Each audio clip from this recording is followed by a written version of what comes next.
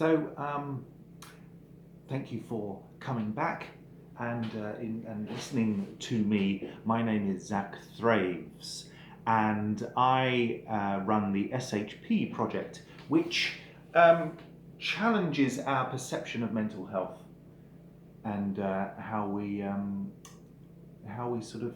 view it, but also how we deal with it as well. I've read people like Ernest Becker. I've read people like Thomas Zsach. I can never pronounce his name. And we sort of question the very core of it, really, and if indeed it truly is a thing. Now, my history is of depression, self-harming, and suicidal thoughts. I've gone through the whole thing, really.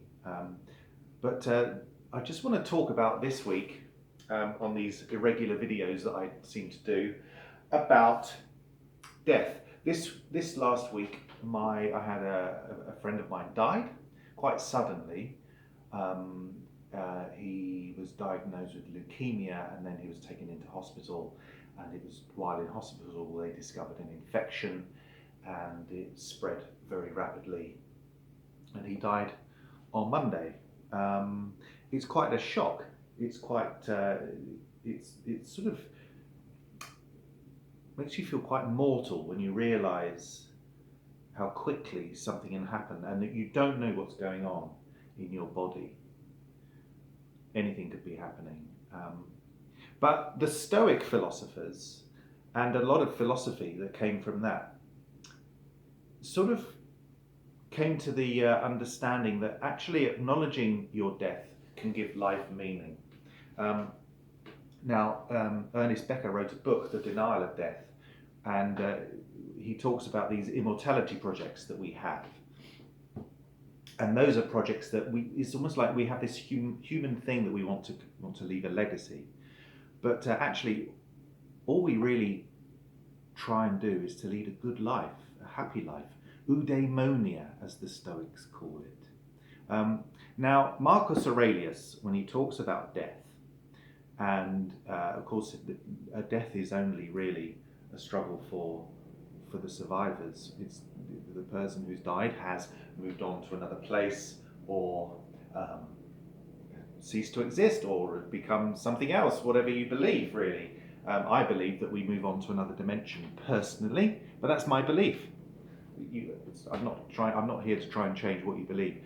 But anyway, where was I going with that? Yes, Marcus Aurelius. He quoted as saying that in times of grief, that's when we really sort of find out who we are. There is nothing wrong with being upset, feeling sad, but we seem to have this, this idea that being sad is wrong anyway, hence mental health problems, because you're wrong if you're upset or feeling down. There's something wrong with you, you're ill. But also you need to get over things. It's not, there's no strength in that. Actually, there's more strength in acknowledging your grief.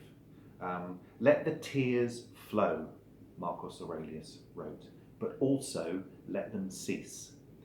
Because another problem we can have is that, especially with depression, we can dwell on it for too long, and it becomes this sort of monster that we struggle to come to terms with, and it grows. It's like an enormous black hole or something. So it's important to allow it, to allow these sad thoughts, these negative emotions, if you will, this fear, and sometimes it causes a fear, but also by being aware of it, we can allow it to stop and to naturally fade away. And that's the most important thing, I think. The more you struggle to deny it, the longer it's going to stay. When it came to my depression, I've sort of learned to live with the dark thoughts. And by doing that, I kind of reduced its power over me. That's not to say I never get dark thoughts, I never get suicidal thoughts, I never have thoughts of self-harming, but the power has been reduced.